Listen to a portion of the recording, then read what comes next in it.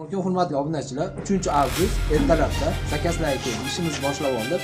Bu yerda 14 ta boqilayotgan sariq qora qo'chqorlar bor. Chiroyli qilib yunglarni olib beramiz. Barga chep ishini boshladi. Kuzatish davom eting.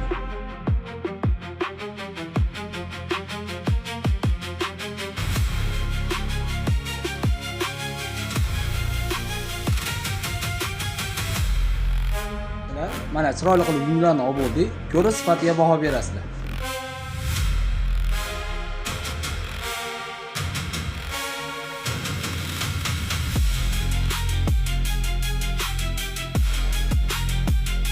Kimgadir mana shunaqa xizmatlar kerak bo'lsa, Barbeshep hamisha xizmat sizga tayyor.